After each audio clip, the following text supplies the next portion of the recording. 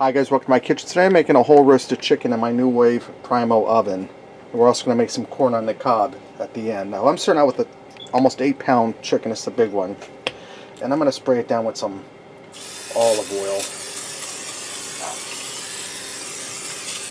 That's going to help crisp up the skin, and it's going to help the spices to stick. I'm using some turkey seasoning here.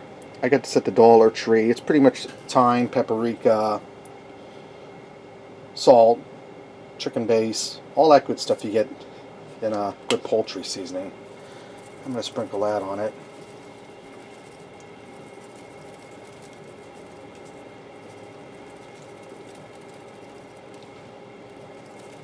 Then you want to be nice and generous with it so it's good and seasoned.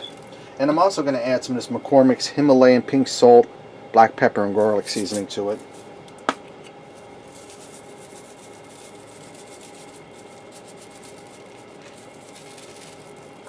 Alright, I'm going to load this into the Nuwave oven. Right now that I have my chicken loaded in here, and with the Primo oven, unlike the regular Nuwave oven, there's a metal grill plate at the bottom that gets hot too. Now if you want to grill steaks or whatever, we'll get into that in a minute.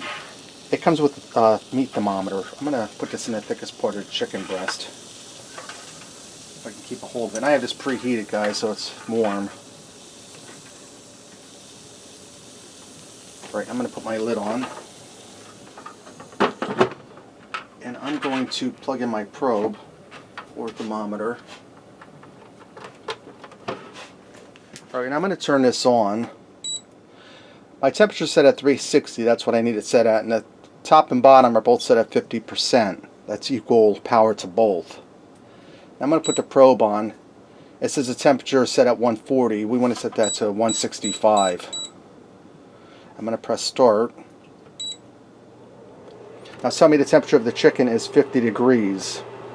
My guess is probably going to take about 45 minutes to an hour to cook because it's a really big bird. But with that thermometer in there, it'll let me know when it reaches 165 degrees inside, where we need it to be at. And if you don't have a thermometer, you can use a meat thermometer if you have an older Nuwave oven. Or if you don't have a Nuwave oven, you can do this in the air fryer. So I'm going to let that go, and then we'll be back. Alright guys, this is done. It took roughly about an hour, but that is almost an 8-pound chicken. What, Dexter? No, that's roast beef in there, buddy. I'm going to get this out, and then we're going to move on to the corn. I'll let this rest. Alright, I turned the bottom grill off, and I put the top on high power at 400 degrees. Now I have my corn here. I cut it in half. And I put it in a Ziploc bag here and put some olive oil in to get it nice and coated with olive oil.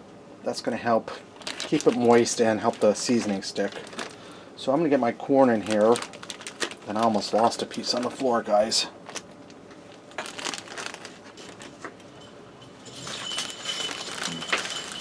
And get this last piece in there. I'm going to use the same seasoning that I used on the chicken, garlic, pepper, and sea salt seasoning for on the corn.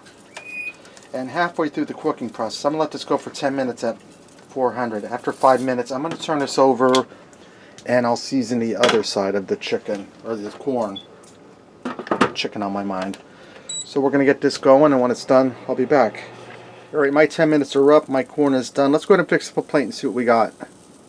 I also went ahead and made some garlic parmesan mashed potatoes to go with the chicken and the corn. Let's start with this chicken, guys. Nice and moist, tender. That's really good, guys. Look at how moist that is.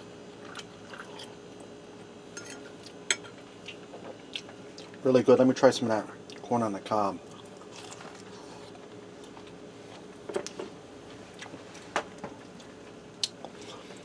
I melted some butter for over the corn on the cob. That's really delicious, guys. You get the sweetness of the corn from the farmer's market.